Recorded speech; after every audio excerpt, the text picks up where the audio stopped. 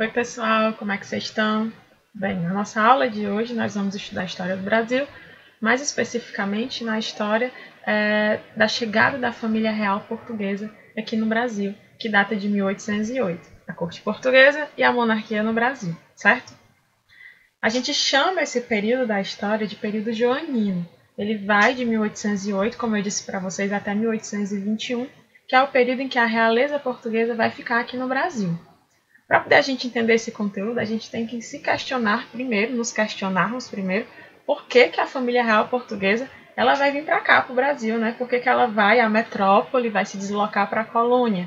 Por que a sede não vai permanecer em Portugal e eles vão acabar tendo que vir para o Brasil? Na verdade, a vinda da família real vai ter a ver com a expansão de Napoleão Bonaparte na Europa. Napoleão Bonaparte vai formar o seu grande império napoleônico, vai começar a invadir vários países europeus e Portugal acabou sendo uma das suas miras, né, de invasão. O que é que acontece? Portugal tinha um grande inimigo europeu que ele não conseguia invadir, né, mesmo tendo um exército extremamente forte, que era a Inglaterra. A Inglaterra que fica numa ilha separada do continente europeu e que tem uma tropa naval, né, de navios muito poderosa, incontestável. Então, para Napoleão Bonaparte era muito complicado invadir a Inglaterra. Como eles não conseguiam enfrentar a Inglaterra militarmente da forma como eles desejavam, eles decretaram um bloqueio continental à Inglaterra. O que é isso? É um bloqueio econômico que proibia todos os países europeus de comercializarem com a Inglaterra. Então, nenhum país poderia receber mercadorias vindas da Inglaterra e nem poderia vender para a Inglaterra. Era uma forma de enfraquecer os ingleses nessa disputa que estava acontecendo na Europa entre franceses da era napoleônica e a Inglaterra.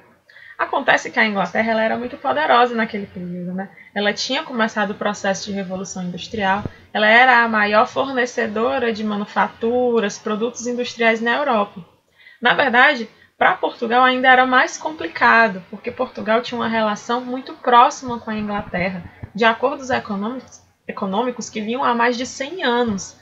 Então, assim, para eles estavam numa situação muito complicada. E aí, eu vou decretar o bloqueio como Napoleão quer a Inglaterra, sendo que eu tenho vários acordos econômicos com a Inglaterra, sendo que a Inglaterra é um país que é extremamente parceiro nas questões econômicas e é um país aqui em Portugal devia muito, né?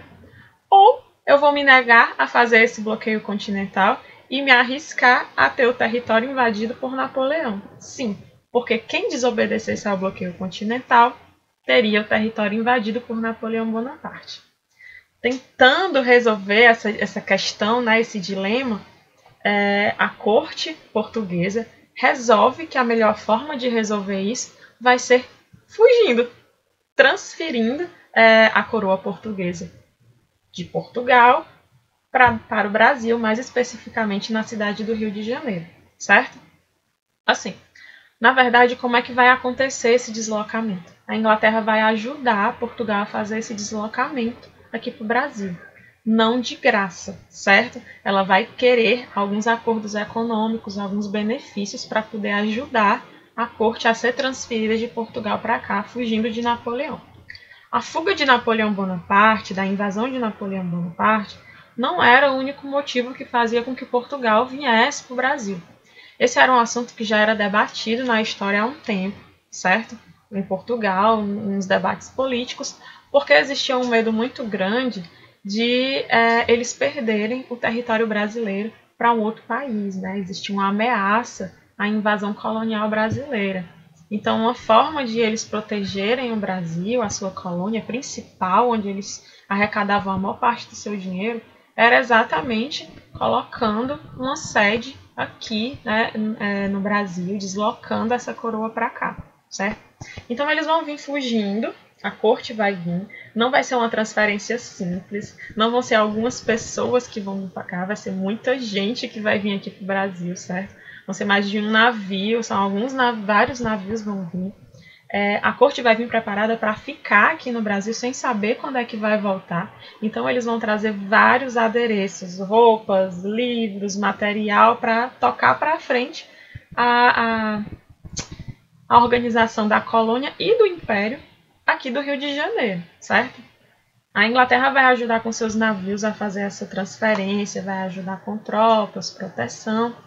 E aí, assim que Portugal chega aqui no Brasil, a primeira coisa que ela vai ter que fazer é decretar, como vocês estão vendo aí no slide, em 1808, a abertura dos portos às nações amigas, certo? O que seria essa abertura dos portos? O Brasil, como colônia de Portugal, a gente só podia comercializar com Portugal, certo? Isso era uma característica do exclusivismo colonial, do fato da gente ser colônia de Portugal.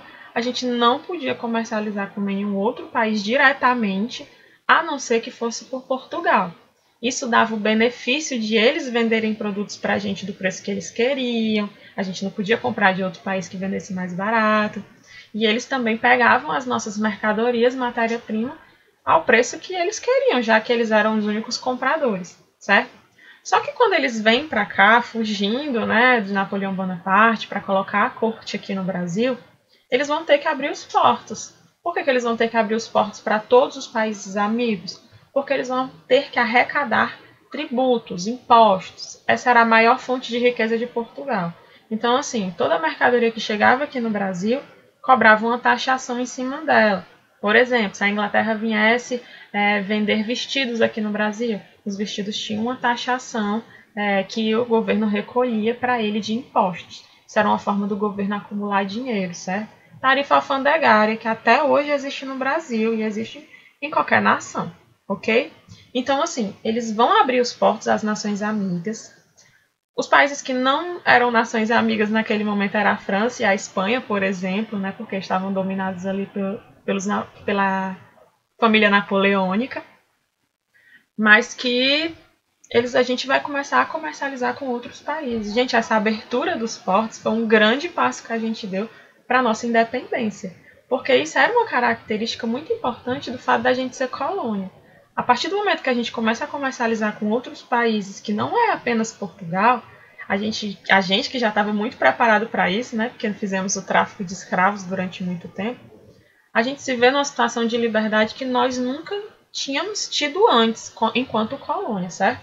Então, a gente tem, através dessa abertura, o fim do Pacto Colonial, ok? E aí, em 1810, a Inglaterra vai exigir os seus privilégios por ter ajudado Portugal a vir para o Brasil, por ter ajudado nessa transferência da família real de Portugal para o Brasil. Quais são esses privilégios que eles vão ter? O Tratado de Comércio e Navegação com a Inglaterra, como tem aí no slide. O tratado foi assinado em 1810, eles queriam que esse tratado tivesse saído antes, mas o rei, Dom João, que era o rei da época, enrolou bastante para poder esse tratado sair. Por quê? Porque esse tratado dava tarifas de comercialização melhores para a Inglaterra. Vamos lá. Era um tratado de aliança e amizade, certo? Que dizia o seguinte: aqui no Brasil, as mercadorias que chegavam da Inglaterra, elas teriam uma taxação de 15%, certo? Então, uma taxação de 15%. E as mercadorias que vinham de outros países teriam uma taxação de 24%. E a que vinha de Portugal tinha de 16%. Olha que louco!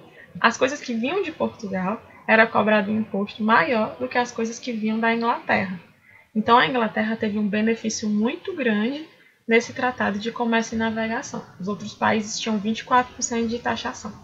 Qual foi a consequência disso? Começou a entrar um monte de produto inglês aqui no Brasil. Um monte de mercadoria. Uma enxurrada muito grande de produtos ingleses aqui no Brasil, porque era mais barato comprar deles, certo? E aí, quando a família real chega aqui no Brasil, eles primeiro vão chegar em Salvador, né? Primeiro ponto. Eles vão passar um mês lá e vão se deslocar para o Rio de Janeiro. Lá no Rio de Janeiro é que eles vão fixar residência, certo? E aí, quais são as maiores mudanças que vão acontecer com essa chegada do Dom João aqui no Brasil? Primeiro, ele vai permitir que a gente produza manufatura. O que é isso? Ele vai permitir que a gente produza mercadorias industrializadas. Não necessariamente industrializadas, porque a gente ainda não tinha se industrializado. Mas a gente vai poder fazer mercadorias semi-industrializadas, manufaturas, né? Coisa que nós não podíamos fazer. Nós só podíamos comprar de Portugal, certo? Ele vai criar a Academia Militar, que nós não tínhamos. Vai criar o primeiro Banco Nacional, que é o Banco do Brasil. Olha como o banco é antigo. Vai criar a Imprensa Régia, que é as primeiras imprensas aqui do Brasil. A gente não tinha autorização para ter jornais, tipografias para produzir. A partir de então a gente vai ter a primeira biblioteca importante, que é a chamada Biblioteca Real. Tudo isso no Rio de Janeiro, viu? A primeira Biblioteca Real, que hoje é a Biblioteca Nacional do Rio de Janeiro. Vai ser criada as primeiras escolas de medicina na Bahia e no Rio de Janeiro, certo? Vai ser criado o Teatro Real, o Jardim Botânico, enfim. Eles vão criar vários patrimônios, vários instrumentos para poder elevar o Rio de Janeiro a um lugar que estivesse digno de ter a família real vivendo aqui. Inclusive, que eu esqueci de falar para vocês, quando eles vêm aqui para o Brasil, eles elevam o Brasil à categoria de Reino Unido a Portugal, certo? Era para formar um Império Luso-Brasileiro. A gente deixava de ser colônia, ok? Então, assim, quais foram as principais consequências da instalação da corte no Brasil? A gente importou muitos costumes da Europa no Rio de Janeiro. Como eu falei para vocês, a gente vai consumir muita coisa da Inglaterra e, no outro momento, muita coisa da França, certo? Vai haver um alto custo de vida. Não era todo mundo que podia viver naquele Rio de Janeiro que estava surgindo, naquele Rio de Janeiro que estava se modernizando, que estavam criando vários aparatos para poder deixar aquele Rio de Janeiro com cara de capital. Houve um crescimento populacional no Rio de Janeiro, uma grande urbanização. Foram criados muitos cargos públicos que foram ocupados pelos nobres, certo? Até porque eles criaram muitas instituições, como o Banco do Brasil. Houve uma distribuição de títulos entre as pessoas que viviam aqui, né? Conde, duque e tal, esse tipo de coisa. E houve um aumento de impostos nacional para poder suprir todas as despesas que a coroa estava tendo aqui. Olha, eles estavam criando um monte de coisa, tudo isso era muito caro, certo? E eles vão aumentar os impostos no Brasil para poder fazer com que tudo isso acontecesse. Aí vocês imaginam a insatisfação, principalmente na região do Nordeste, de terem seus impostos aumentados para poder, numa contribuição para desenvolver a região do Rio de Janeiro e para os gastos da coroa portuguesa que estava vivendo aqui no Brasil agora. Isso vai desencadear em revoltas aqui no Brasil, como, por exemplo, a Revolução Pernambucana, né? Que a população queria uma melhor condição de vida, que o governo, a corte portuguesa olhasse para eles, e perceberam que isso não ia acontecer quando Portugal chegou aqui e começou a cobrar cada vez mais imposto, né? Desencadeando numa revolta, numa revolução pernambucana, que eles chegam até a tomar o poder. O Brasil, como eu disse para vocês, foi elevado a Reino Unido, a Portugal e a Algarves, né? A gente deixava oficialmente de ser colônia em 1815. E também trouxeram algumas missões científicas aqui no Brasil, né? Vieram alguns cientistas, naturalistas, pesquisadores viajar ao Brasil, isso sendo contratados pela coroa portuguesa. E aí, professor, o que é que ele ia olhar? Ele ia prestar atenção na natureza, nas pessoas que viviam aqui, nas riquezas que o Brasil poderia ter. Isso já era uma tentativa também de descobrir o que é que o Brasil poderia render. E era uma forma de também tentar contar uma história do Brasil, criar uma certa nacionalidade do Brasil, criar um sentido para o ser brasileiro, né? Então eles vão viajar pelo Brasil e fazer os seus depoimentos, que hoje são uma das principais fontes do período imperial e colonial brasileiro, certo?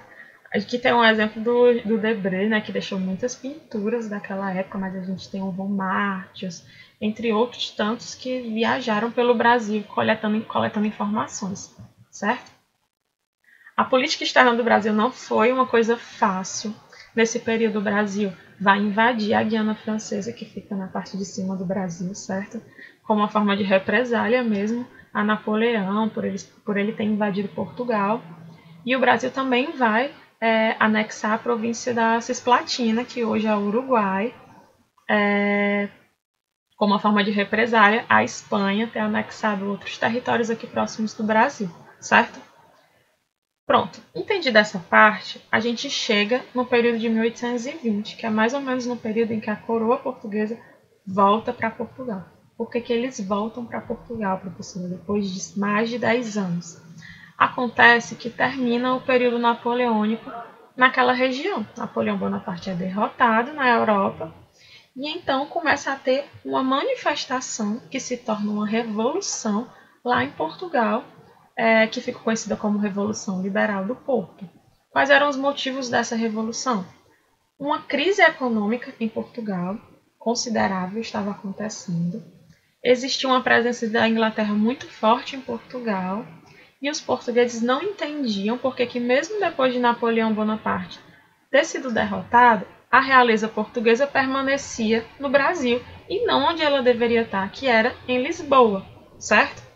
Então eles começam com uma revolta que tinha como objetivo Dom João VI voltar para Portugal, criar uma constituição para Portugal que até então não tinha e recolonizar o Brasil, que estava perdendo as suas características de colônia por causa dessa vinda de Portugal, da família real aqui para o Brasil.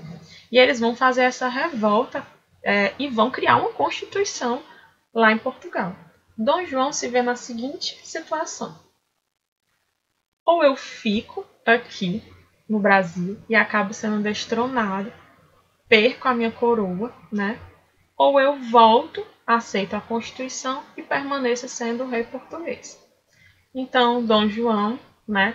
Ele aceita voltar, ele volta para Portugal, leva a realeza com ele, enxuga os cofres brasileiros, leva todo o dinheiro que tinha aqui, volta para Portugal, permanece como rei lá, mas ele deixa o Dom Pedro aqui no Brasil como príncipe regente, certo?